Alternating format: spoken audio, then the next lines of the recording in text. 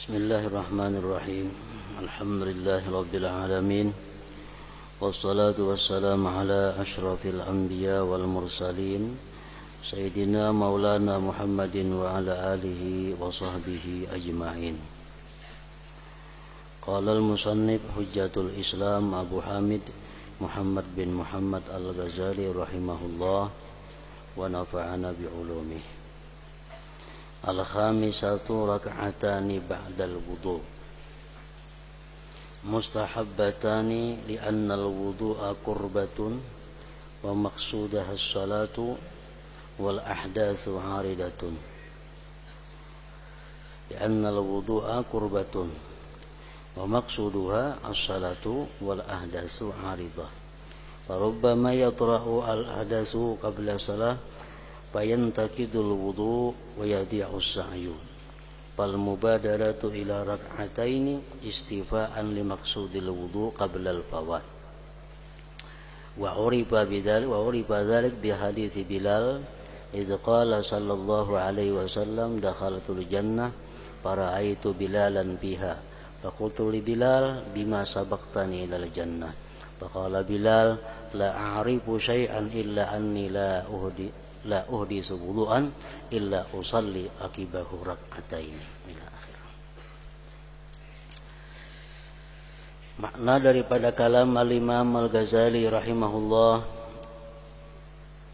pasal mengenai salat sunat wudu.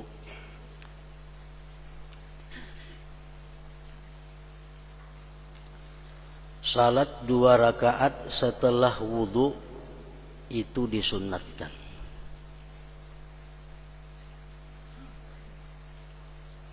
Baik niatnya usalli sunnatal wudu rak'ataini lillahi ta'ala atau sunat mutlak 2 rakaat boleh juga, atau sembahyang lain daripada sembahyang sunat wudu boleh juga.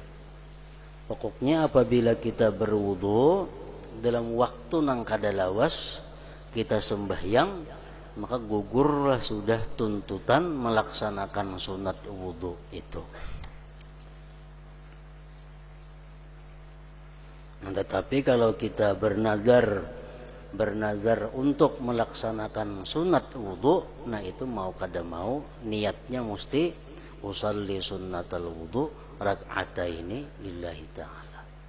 Umpamanya bernazar hendak sembahyang sunat wudu, nah itu niatnya kada kawanan lain mesti usalli sunnatal wudu.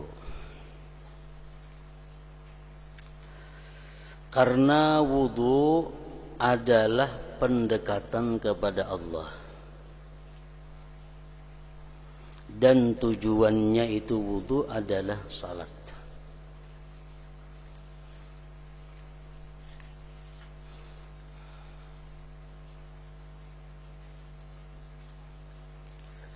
Sedangkan hadas pembatal wudu artinya, sedangkan hadas adalah perkara yang datang kemudian. Maka kadang-kadang hadas itu datang sebelum salat,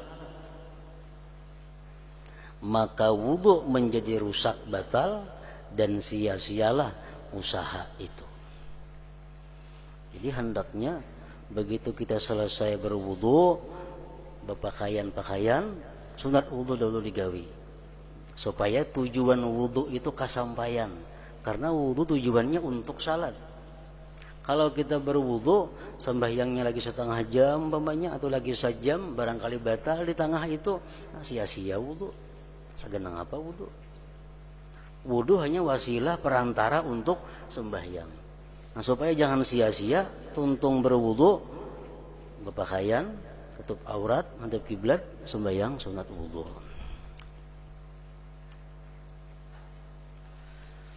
Maka bersegera kepada 2 rakaat itu adalah sebagai pemenuhan tujuan wudu sebelum keluputan.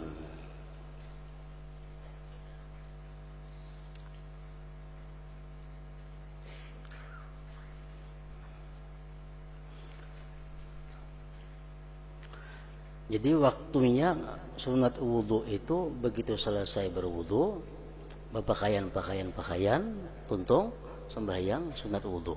Nah itu yang paling mu'tamad, yang paling kuat. Ada lagi yang mengatakan bahwa waktu sunat wudhu itu habis kalau yang batal wudhu. Selama wudhu belum batal masih boleh sembahyang sunat wudhu. Ada juga pendapat demikian, namun itu pendapat lemah. Jadi mau kita berwudhu, berpakaian sembahyang. Kalau besar dibawa makan, nah itu sudah habis waktu sunat wudhu. Habis sudah waktu sunat wudhu. Karena tergawe perbuatan lain, terhalang oleh perbuatan lain.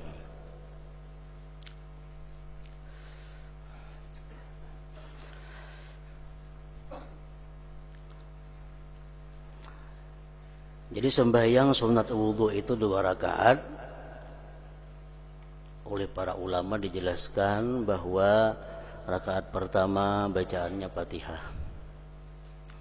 disambung ada ayatnya, walau annahum idz zalamu anfusahum ja'uka fastaghfirullaha wastaghfara lahumur rasul lawajadullah tawwabar rahimah. Itu kada hafal kuliah gantiannya. Rakaat yang kedua Fatihah, ada juga ayatnya wa may ya'mal su'an aw yazlim nafsah summa yastaghfirillah yajidillaha ghafurar rahimah. Kada hafal itu qul huwallahu ahad.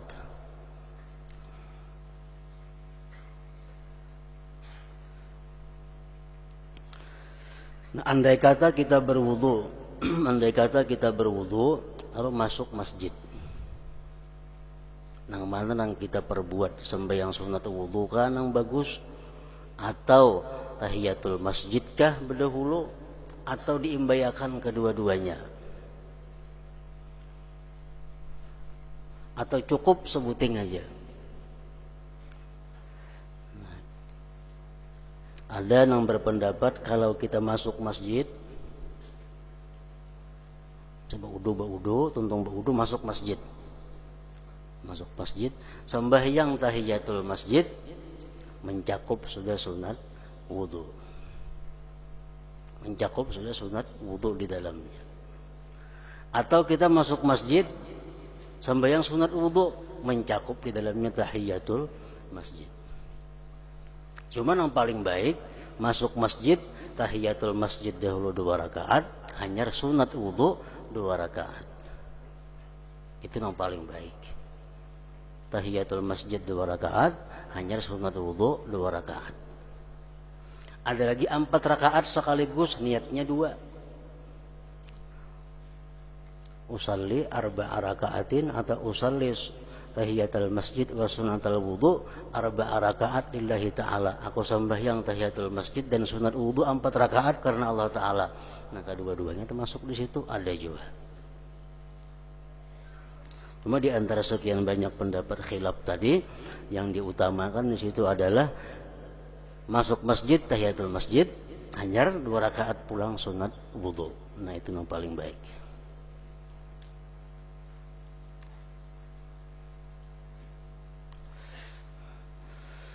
Maka bersegera kepada 2 rakaat itu adalah sebagai pemenuhan tujuan wudu sebelum keluputan, di mana hal itu diketahui dengan hadis Bilal, karena Nabi SAW bersabda, dakhaltul jannata fara'aitu Bilalan fiha faqultu li Bilalin bima sabaqtani ilal jannah faqala Bilal la a'rifu syai'a illa anni la uhditsu wudu'an illa usalli aqibahu rak'ataini.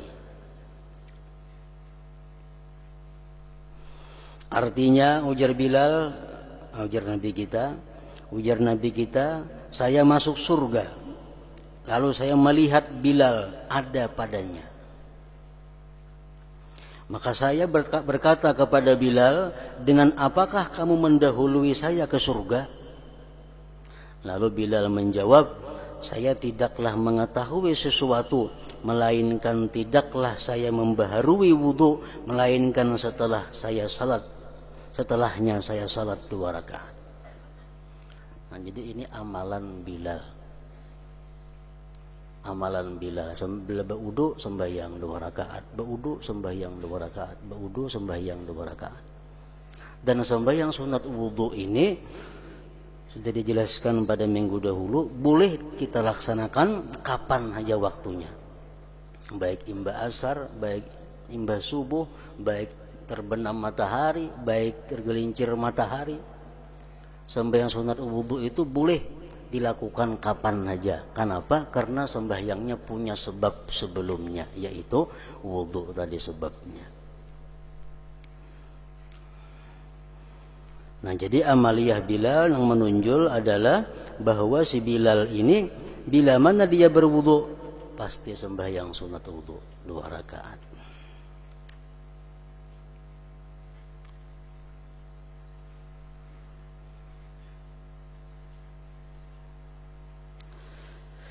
Pasal salat 2 rakaat ketika masuk rumah dan ketika keluar rumah.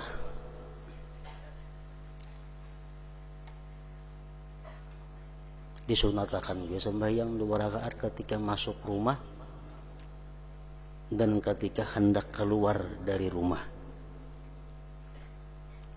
Ini amunnya meninggalkan rumah nang lawas. Arti pengertian lawas itu bukan nang tiap jam terus naik, kada bisukan misal ke toko, ke pasar, ke kabun, kena kamarian pajang bulik. Nah, itu. Jadi bisukan sebelum keluar rumah sembahyang 2 rakaat, hanya turun pada rumah. Kayaknya buliknya sampai di rumah sembahyang pulang 2 rakaat. Itu sunat juga.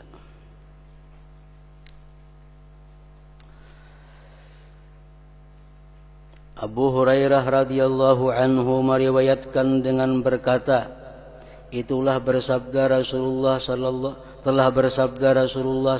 alaihi wasallam, "Idza kharajta min manzilika fasalli rak'ataini yamna'anika makhrajas su, wa idza dakhalta ila manzilika fasalli rak'ataini yamna'anika madkhalas su." Artinya apabila kamu keluar dari rumahmu, maka salatlah 2 rakaat. Ini salatnya mutlak saja. Usalli raka'atain lillahi ta'ala. Maka salatlah 2 rakaat. Yang menjauh, yang mencegahmu akan keluarnya kejahatan. Dan apabila kamu masuk rumahmu, maka salatlah 2 rakaat yang mencegahmu dari masuknya kejahatan.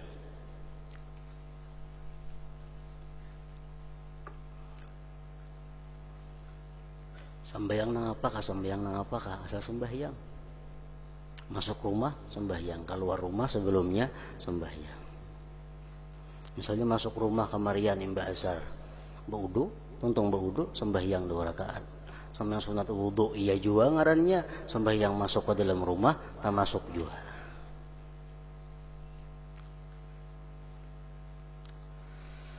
Di dalam pengertian ini adalah seluruh urusan yang ia baru mulai dari apa yang ia lakukan.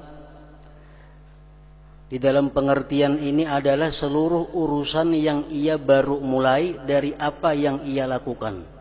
Oleh karena itu terdapat 2 rakaat ketika ihram. Orang hendak berihram. Usalli sunatal ihram raka'ataini lillahi ta'ala. Aku sembahyang sunat ihram 2 rakaat karena Allah Ta'ala. Hanya berniat nawaitul umrah misal wa ahramtu biha lillahi ta'ala. 2 rakaat ketika mulai bepergian.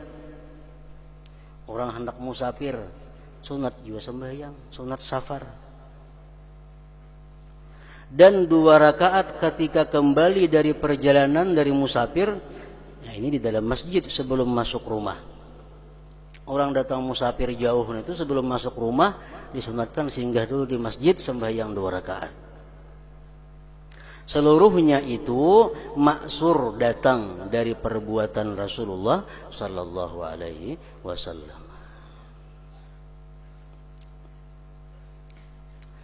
Sebagian sholihin apabila makan satu kali, ia salat 2 rakaat. Mbah makan sembahyang 2 rakaat. Sembahyang sunat mutlak aja, bukan sunat makan, nggak ada, sembahyang sunat mutlak.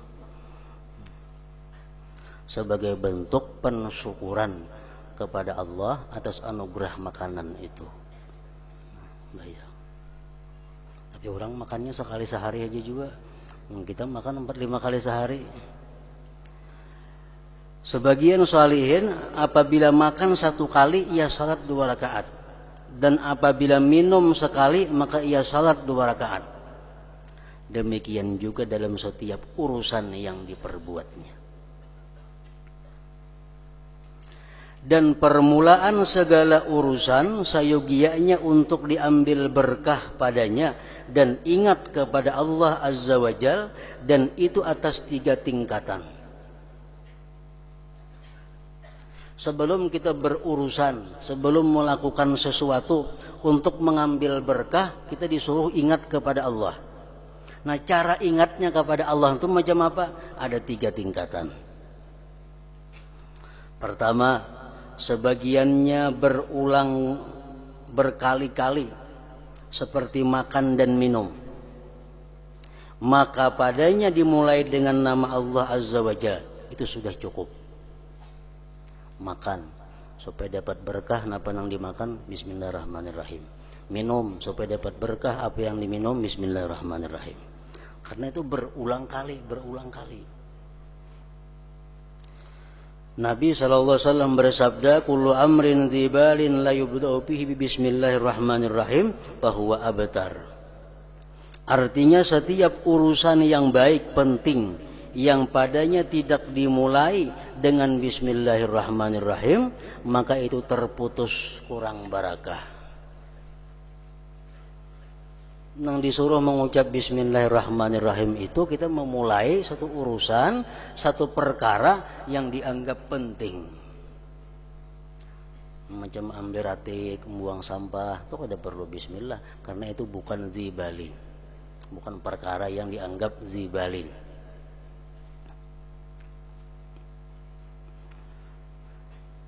Nah, perkara yang dilakukan berulang-ulang cukup dengan bismillahirrahmanirrahim. Dimulai dengan bismillahirrahmanirrahim. Yang kedua, sesuatu yang tidak sering berulangnya dan baginya berkesan.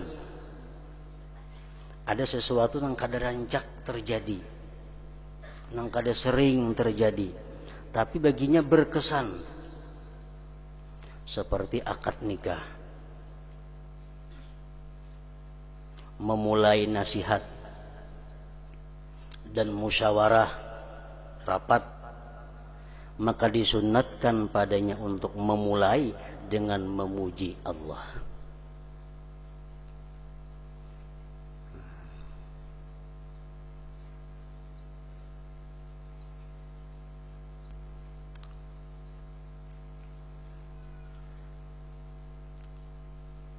Mulai bernasihat sebelum membuka musyawarah, itu dimulai mukaddimahnya dengan alhamdulillah. Nah, khatib di mimbar itu adalah bismillah. Kada sunatnya bismillah, langsung aja alhamdulillah.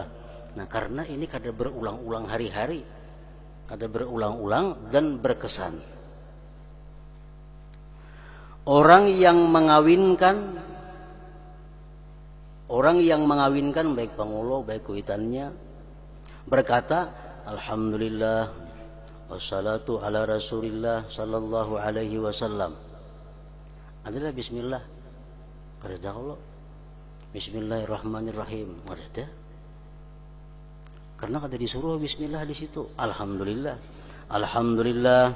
wassalatu ala rasulillah sallallahu alaihi wasallam, zawwajtuka ibnati. Artinya segala puji bagi Allah, semoga rahmat dilimpahkan atas Rasulullah sallallahu alaihi wasallam. saya kawinkan kamu dengan anak perempuanku. Nah, itu biasanya. Orang yang menerima, si lelakiannya menjawab, alhamdulillah, wassalatu ala rasulillah sallallahu alaihi wasallam, qabiltun nikah. Segala puji bagi Allah, semoga rahmat dilimpahkan atas Rasulullah sallallahu alaihi wasallam, saya terima pernikahannya. Nah, cuma rancak kita pengulo aja, alhamdulillah itu lakiannya ada. Padahal disuruh juga.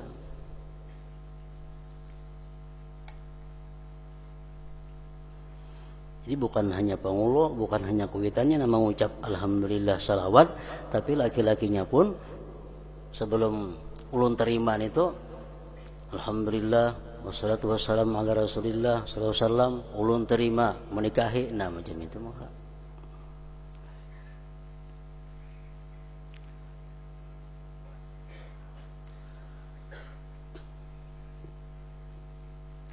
Jadi di situ diambil paham, diambil pengertian. Kalau si laki-laki itu lambat menjawab ulun terima tuh, tak lambat menjawab ujar pengulo 50.000 rupiah, tak lambat inya menjawab, tapi lambatnya itu masih sedikit ketimbang inya mengucap alhamdulillah wassalatu ala rasulillah sallallahu alaihi wasallam, ulun terima. Nah, namun itu aja sekadar lambatnya, kada usah diulangi nikahnya. Kecuali lambat bener ha, 50.000 rupiah gana hanya ulun terima, nah hanya itu diulangi. Amun lambatnya itu kada sampai masaknya dengan perbandingan orang mengucap alhamdulillah wassalatu wassalam ala rasulillah sallallahu alaihi wasallam, ulun terima, masih sah aja lagi itu.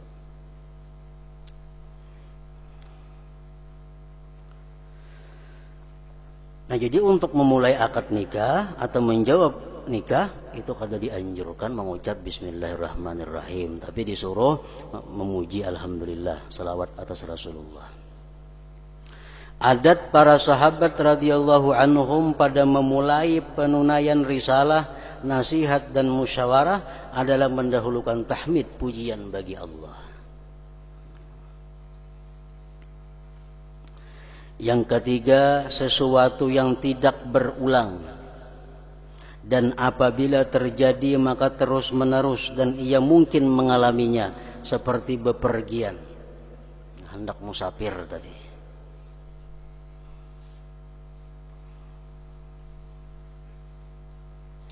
membeli rumah baru, ihram, dan sesuatu yang berlaku pada tempatnya seperti ihram misalnya, maka disunatkan mendahulukan 2 rakaat atasnya.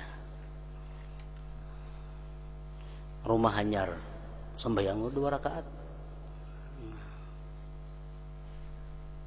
Hendak musafir, sembahyang 2 rakaat. Serendah-rendahnya keluar dari rumah dan masuk kepadanya, karena itu jenis perjalanan yang dekat. Hendak keluar rumah disunatkan juga sembahyang 2 rakaat, masuk rumah pun disunatkan sembahyang 2 rakaat. Pasal salat sunat istikharah, barang siapa yang bermaksud dengan sesuatu urusan dan ia tidak mengetahui akibatnya dan tidak tahu bahwa kebaikan itu pada meninggalkannya atau dalam maju kepadanya, maka Rasulullah sallallahu alaihi wasallam memerintahnya untuk salat 2 rakaat. Yang pada rakaat pertama ia membaca Fatihatul Kitab dan Qul ya ayyuhal kafirun, dan pada rakaat kedua Al-Fatihah dan Qul huwallahu ahad. Ini 2 perkara atau lebih nang kita kada kau memutuskan nang mana nang lebih baik atau nang mana akibatnya yang terbaik. Kalau sudah jelas baik sebuting daripada sebutingnya, kan perlu istikharah lagi.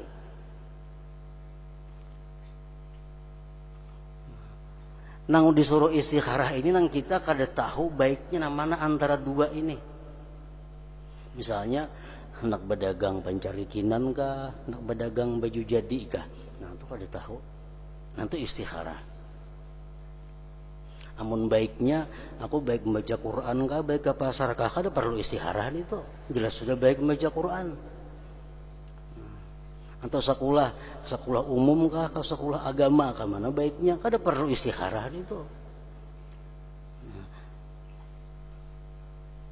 Istikharah disuruh apabila kita kada kau membedakan, kada tahu akibat apa yang akan terjadi dari keputusan yang kita ambil itu.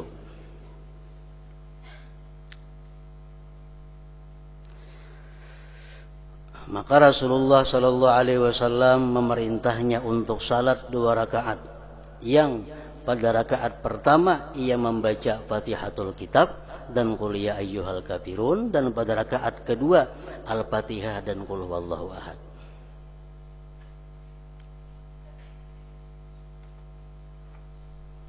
Usalli sunnatal istikharah. Usalli sunnatal istikharah raka'ataini lillahi ta'ala. Allahu akbar. Tuntung apabila ia telah selesai maka ia berdoa dengan mengucapkan Allahumma inni astakhiruka bi'ilmik wa astaqdiruka biqudratik wa as'aluka min fadlikal azim fa innaka taqdiru wa la aqdir wa ta'lamu wa la a'lamu wa anta 'allamul ghuyub. Allahumma in kunta ta'lamu anna hadzal amra khairun li fi dini wa dunyaya wa aqibati amri wa ajilihi wa ajilihi faqdurhu li wa barik li fihi thumma yassirhu li. Wa in kunta ta'lamu anna hadzal amra syarrun li fi dini wa dunyaya wa aqibati amri wa ajilihi wa ajilihi fasrifni anhu wasrifhu anni waqdur li al khaira aina makana innaka ala kulli syai'in qadir. Itu doanya. Artinya, ya Allah, sesungguhnya saya mohon kepadamu untuk dipilihkan dengan ilmu-Mu. Saya mohon diberi kekuasaan dengan kekuasaan-Mu, dan saya mohon kepadamu anugerah-Mu yang besar, karena sesungguhnya Engkau maha kuasa dan saya tidak kuasa, dan Engkau maha mengetahui sedangkan saya tidak tahu, dan Engkau adalah zat yang maha mengetahui apa-apa yang gaib. Ya Allah, jika Engkau mengetahui bahwa urusan ini baik bagiku, pada agamaku, duniaku, kesudahan urusanku, kesegeraannya, dan nantinya dunia dan akhiratnya, maka kuasakanlah sesuatu itu bagiku dan berkahilah bagiku padanya, kemudian mudahkanlah urusan itu bagiku. Dan jika Engkau mengetahui bahwa urusan itu buruk bagiku dalam agamaku, duniaku, kesudahan urusanku, kesegeraan dan nantinya dunia dan akhiratnya, maka palingkanlah aku daripadanya dan palingkanlah ia daripadaku, dan kuasakanlah kebaikan bagiku dimanapun kebaikan itu berada. Sesungguhnya Engkau maha kuasa atas segala sesuatu. Nah, imbah itu tuntung baca doa nang mana timbul di hati kita geritik A misalnya, nah itu nang kita ambil, atau B nang kita ambil.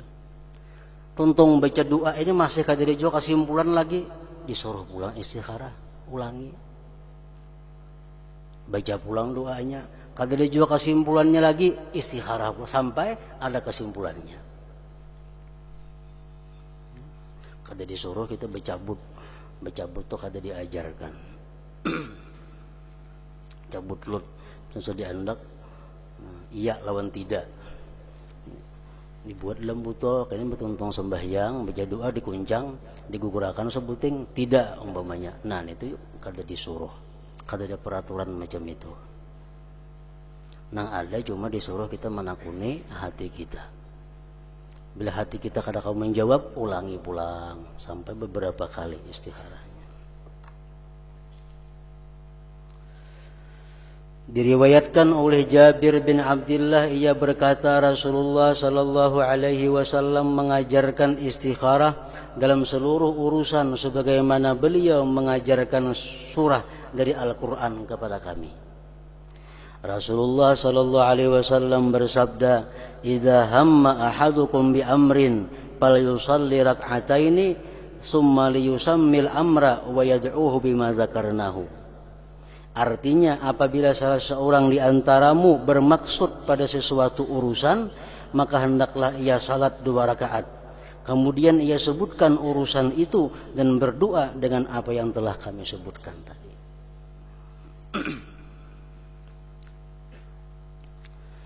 Sebagian hukama berkata, barang siapa yang diberikan 4 hal, maka ia tidak terhalang dari 4 hal. Siapa diberi Allah 4 perkara, maka dia tidak terhalang untuk mendapatkan 4 perkara yang lainnya. Barang siapa yang diberikan syukur, maka ia tidak terhalang dari tambahan nikmat Allah Ta'ala.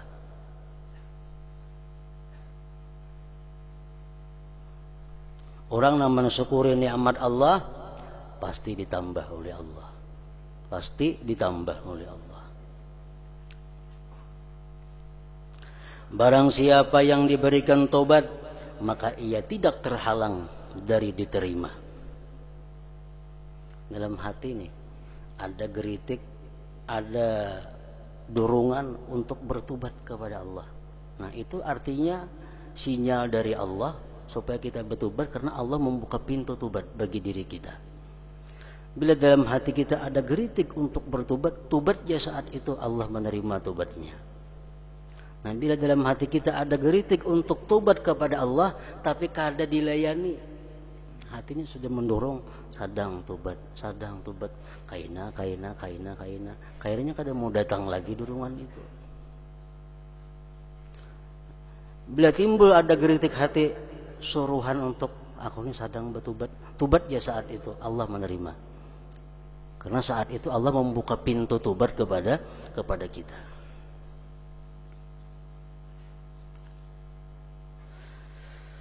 Barang siapa yang diberikan istikharah, maka ia tidak terhalang dari yang terpilih. Bila orang menggawi sembahyang istikharah, pasti dapat pilihan yang terbaik.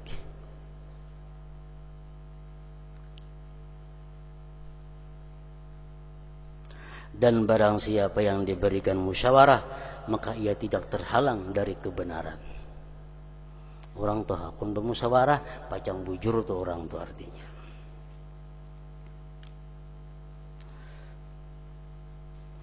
Pasal salat hajat.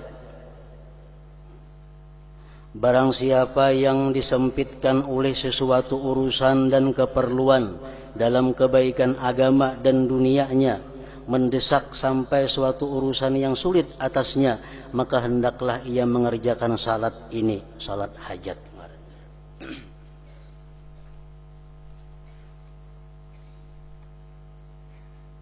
Usalli sunnatal hajah. Aku sembahyang sunat hajat.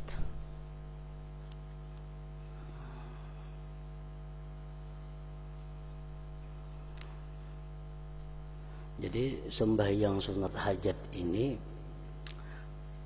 harus terencana. Harus terencana. Kada kawat dadakan. Mendadak na sembahyang hajat. Misalnya melihat orang sembahyang hajat, umpat sembahyang hajat, kada mau. Aturan orang sembahyang hajat itu, kita ini ada hajat kepada Allah sesuatu misalnya. Nah, lalu kita berwudu dengan sebaik-baik wudu. Segala yang sunat wudu kita laksanakan, segala yang makruh wudu ditinggalkan. Isbagul wudu, asbigil wudu, ujar Rasulullah, sempurnakan wudu dulu. Nah, jadi artinya dorongan sembahyang hajat itu mulai belum berwudu sudah ada. Mulai belum berwudu, Anda hendak sesuatu yang sulit dicapai, berwudu dengan wudu yang sebaik-baiknya. Tuntung berwudu, sembahyang sunat hajat tadi. Nah, sunat hajat ini ada ratusan macam. Ada yang datang dari Rasulullah, ada yang dari sahabat, ada yang dari tabi'in, ada yang dari ulama, macam-macam cara sembahyang hajat sesuai dengan pengalaman mereka tentang mujarabnya itu salat hajat.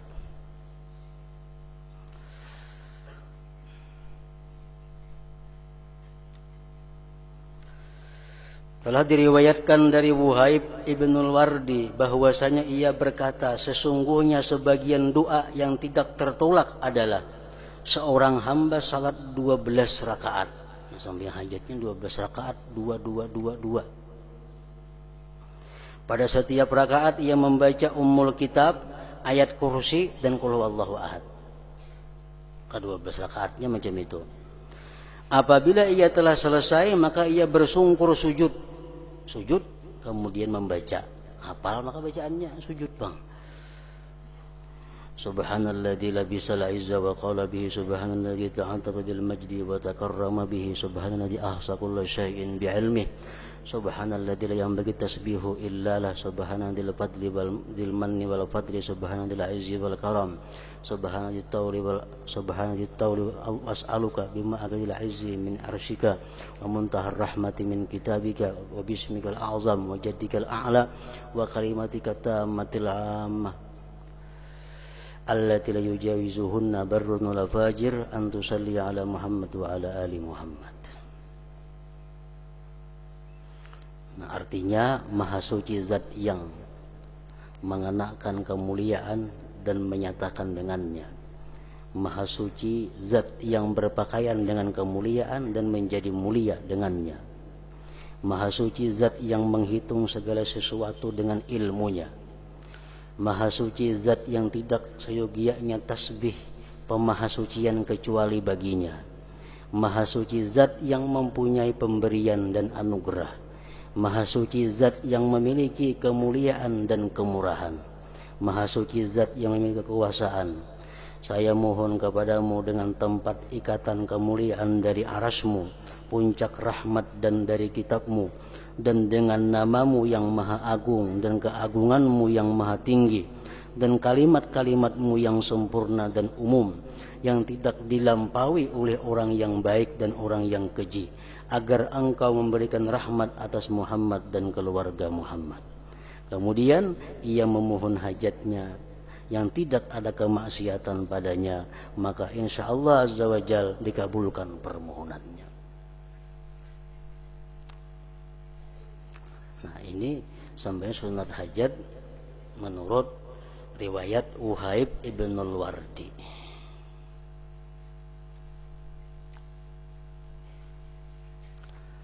Wuhaib berkata, telah sampai kepada kami bahwasanya dikatakan, janganlah kamu ajarkan doa itu kepada orang-orang bodohmu, maka mereka tolong menolong dengannya untuk maksiat terhadap Allah Azza wa Jalla. Sembahyang hajat yang paling nyaman, yang paling ringkas dari Rasulullah sallallahu alaihi wasallam, sembahyang hajat yang bacaannya rakaat pertama Fatihah lawan ayatul kursi.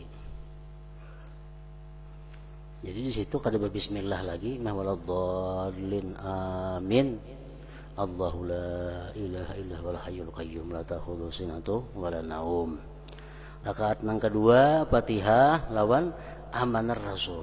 Yang bismillah juga langsung aja waladhdallin amin amanar Rasul. Sujud terakhir kada panjang, biasa aja. Subhanallah a'la 3 kali. Sujud akhirnya kada panjang, biasa. Nah, yang betuntong kena sembahyang itu hanya berdoa. Doanya pun yang diajarkan oleh Nabi juga.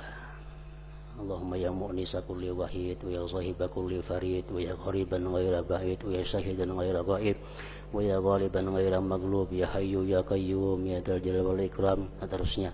Nah, itu doanya. Ada panjang juga doanya. Nah, itu sembahyang hajat yang paling inting dan dari Rasulullah.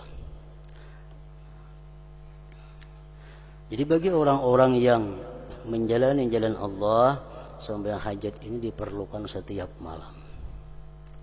Hajatnya apa? Supaya besok hari sampai ke malam berikutnya diselamatkan Allah daripada dosa dan maksiat.